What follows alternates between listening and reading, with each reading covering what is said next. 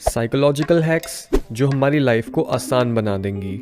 ये simple hacks हमें self development के कई एरियाज में इम्प्रूव करेंगे और मोस्ट इम्पॉर्टेंटली आप अगले 10 मिनट के अंदर इन्हें यूज करना भी स्टार्ट कर सकते हो।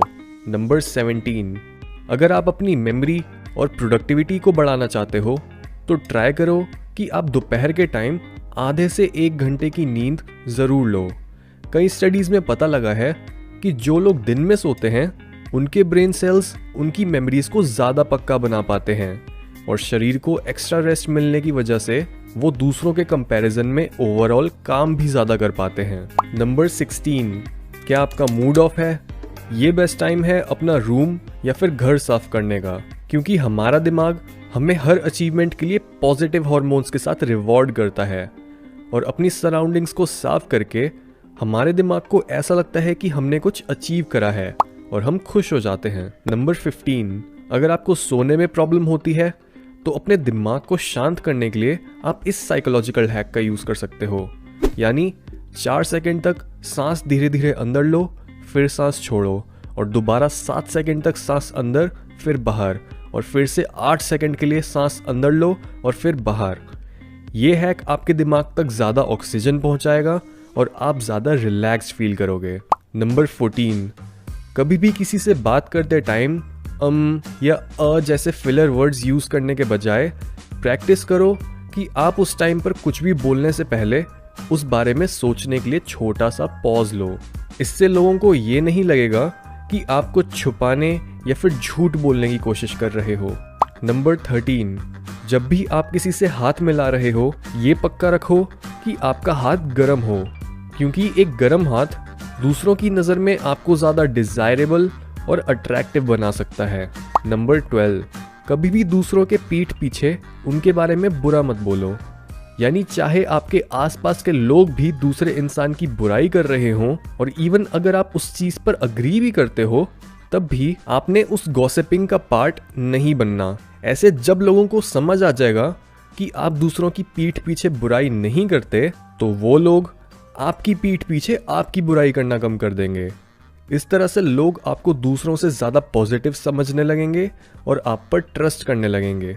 नंबर 11, हमेशा एक टाइम पर सिर्फ एक काम पर ही फोकस करो, क्योंकि मल्टीटास्किंग एक मिथ है। दिन के कुछ घंटे सिर्फ एक काम को प्रायोरिटाइज करते हुए निकाल दो और उसके बाद दूसरे काम करना शुरू करो, क्योंकि अगर आप काफी सारी चीजें एक साथ करने की कोशिश करोगे तो चांसेस हैं कि आप कुछ भी ढंग से नहीं कर पाओगे। नंबर 10, किसी भी चीज को ढूंढते टाइम अपनी नजर राइट से शुरू करते हुए लेफ्ट में ले जाओ, क्योंकि नॉर्मली ज्यादातर लोग लेफ्ट से राइट में देखते हैं, पर इस तरह से नजरें घुमाने पर हमारी चीजों को अनदेखा करने के चांसेस काफी ज्यादा होते हैं, क्योंकि हमें इस मूवमेंट की आदत हो चुकी है और अब हम इस पर उतना ध्यान नहीं देते। पर जैसे ही हम ऑपोजिट डायरेक्शन में देखना स्टार्ट करते हैं हमारी नज़र स्लो और ज़्यादा फोकस्ड हो जाती है और हमारे उस चीज़ को ढूंढने के चांसेस बढ़ जाते हैं। नंबर 9, अगर आप चाहते हो कि दूसरे आपकी बात ढंग से सुने और आपको सीरियसली लें तो बस अपनी आवाज़ की पिच कम कर दो और गले से बोलने के बजाय मुंह से बोलने की कोशिश करो। ऐसा करने पर चाहे आप कुछ भी बोल रहे हो आपकी आवाज़ एक कमांड की तरह सुनाई देगी और लोग ऑटोमेटिकली सीधे होकर आपको अटेंशन देने लगेंगे। नंबर 8, आपको ये ज़रूर पता होगा कि स्लो गाने सुनते टाइम हम रिलैक्स्ड फील करते हैं, पर ये इफ़ेक्ट हमेशा काम नहीं करता। कई स्टडीज़ में पता चला है कि कई बार जब आप डिप्रेस्ड, स्लीपी या थके हुए महसूस करते हो तो आपको लाउड और एक्सट्रीम टाइप का म्यूज़िक सुनना चाहिए। ऐसा करने पर आपके दिमाग में मौजूद न्यूरॉन्स भी उस गाने की स्पीड को मैच करने की कोशिश करेंगे और आप एकदम से एनर्जेटिक फील करोगे। नंबर 7, कम टाइम में ज़्यादा काम करना चाहते हो? इस इल्यूजन को देखो। यहाँ पर 3 डांसर्स एक पैर पर घूमने वाला मूव कर रही हैं। सबसे पहले आप सिर्फ बीच वाली फिगर पर फोकस करो कि वो किस डायरेक्शन में मूव कर रही है, लेफ्ट या राइट। अब अपनी नज़र घुमाकर बाकी दोनों डांसर्स को देखो।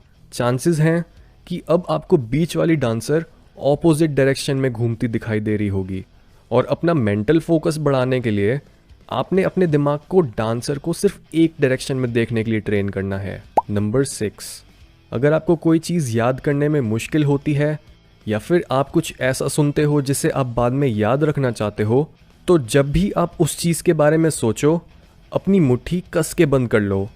इस हैक से आपकी ब्रेन एक्टिविटी में इम्प्रूवमेंट होगी और आपको उस चीज़ को याद करने में आसानी होगी। नंबर 5, किसी भी इंटरव्यू के लिए अपनी साइकोलॉजिकल स्टेट पहले से ही तैयार कर लो। अपने आप को बोलो कि मैं इन लोगों को बचपन से ही जानता हूँ, हम बहुत सालों बाद मिल रहे हैं और मैं इनसे मिलने के लिए वेट नहीं कर सकता। अपने आप को ये बातें बोलने से आप एक पॉजिटिव एक्सपीरियंस को विजुअलाइज कर पाओगे और आपके उस इंटरव्यू को क्रैक करने के चांसेस बढ़ जाएंगे। नंबर 4, शॉपिंग करते टाइम अपनी आंखों के एकदम सामने पड़ी हुई चीज़ से चकमा मत खाओ, क्योंकि जिन चीज़ों को हमारे आई लेवल पर रखा जाता है वो ज़्यादातर महंगी होती हैं, और जस्ट बिकॉज ज़्यादातर कस्टमर्स अपने सामने पड़ी हुई चीज़ तक ज़्यादा ईजिली पहुंच पाते हैं, दुकान वाले ज़्यादा पैसे बना पाते हैं। सो अपना शॉपिंग बिल कम करने के लिए ट्राई करो कि आप शेल्फ के सबसे ऊपर या फिर नीचे वाले प्रोडक्ट्स को भी देखो। नंबर 3, जब भी आप उदास फील कर रहे हो तब बनाना या फिर पाइनएप्पल खाओ, क्योंकि इन फ्रूट्स में सेरोटोनिन बनाने वाला अमीनो एसिड ट्रिप्टोफेन होता है, जिसको खाने के बाद आप रिलैक्स्ड और हैप्पी फील करते हो। नंबर 2, किसी भी क्रिएटिव कंपटीशन में अगर आपका ओपोनेंट काफ़ी अच्छा परफॉर्म कर रहा है तो बस उनसे ये पूछो कि उनकी ऐसा परफॉर्म करने की टेक्निक क्या है। ये क्वेश्चन उन्हें इसका आंसर सोचने पर मजबूर कर देगा, जिससे उनकी एनर्जी अपनी बॉडी और क्रिएटिविटी से हटकर लॉजिक पर आ जाएगी और ओवर थिंकिंग की वजह से वो बुरा परफॉर्म करने लगेंगे। नंबर 1, कई बार नेगेटिव लोगों को हराने का बेस्ट तरीका होता है उन्हें अटेंशन ना देना, क्योंकि ज़्यादातर नेगेटिव लोगों का गुस्सा या फिर चिड़चिड़ापन उनकी अपनी तरफ अटेंशन खींचने की टेक्निक होती है, और तभी ऐसे लोगों को इग्नोर करने पर ज़्यादातर केसेस में उनको ये रियलाइज़ करने का मौका मिल जाता है कि उनका बिहेवियर सही नहीं है और उन्हें अपने आप को चेंज करना चाहिए।